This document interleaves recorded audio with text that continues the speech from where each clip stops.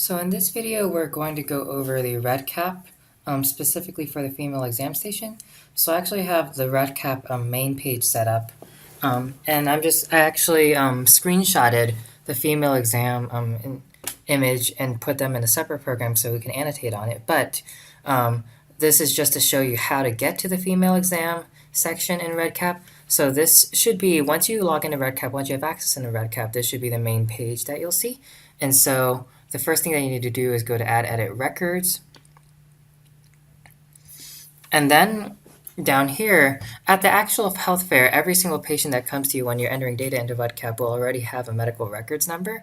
And so you'll actually be able to search under all fields. You can just choose record ID, and then you'll actually be able to search their MRN, their medical records number here, and actually get to their records directly. But for the purposes of this video, since we're not actually entering in patient data, we're just going to select a random record. And then from here on out, you can go to the left-hand column and click this circle right next to female exam.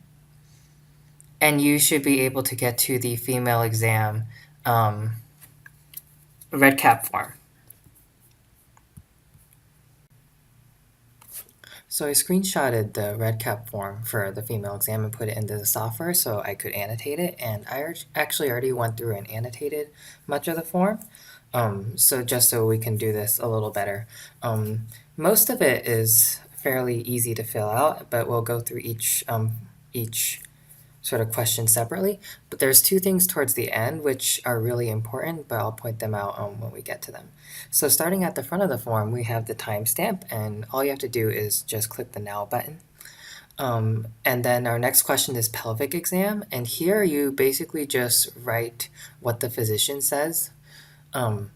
And then the next question is the pap smear done? So you click either yes or no, which you should be clicking yes if you did a pap smear, which we should be doing for every single patient. And then the next form is breast exam, and here again you write what the physician says. Moving down, we have the intimate partner violence screen. And here you essentially click the result of that screening, and so the IPV screening instructions for that are in a separate video, but you should be doing this for all patients as well.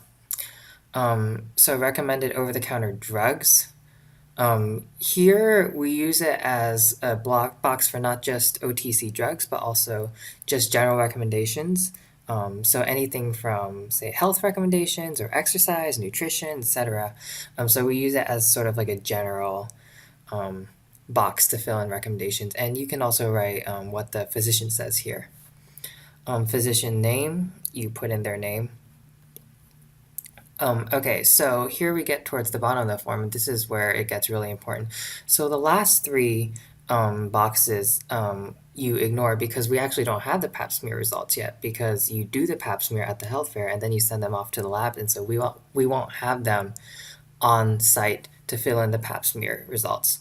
But what I want to point out to you though is the flag for referral and the meet high risk criteria flag for callback sections, because this is actually different from what we've done in the past. And so I'll just outline this with with a box here. And so flag for referral, you click either yes or no, and this will alert the checkout person, someone who's working at checkout, to flag that specific patient for referral and provide him or her additional information or additional resources.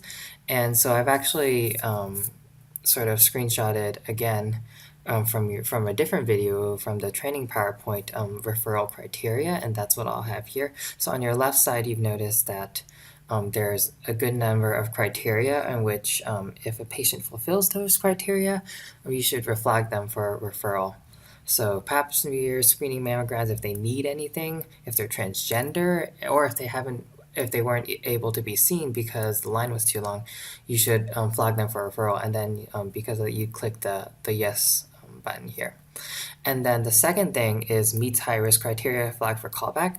This is really important because this triggers our patient navigation system, which we have at every health fair. It's basically we assign a patient navigator to every very high risk patient that we see at each health fair, and this patient navigator will follow up with the patient. Will contact the patient directly and will set up resources and other provide resources and other things for that patient. So it's one way that we ensure continuity beyond just our screening health fair.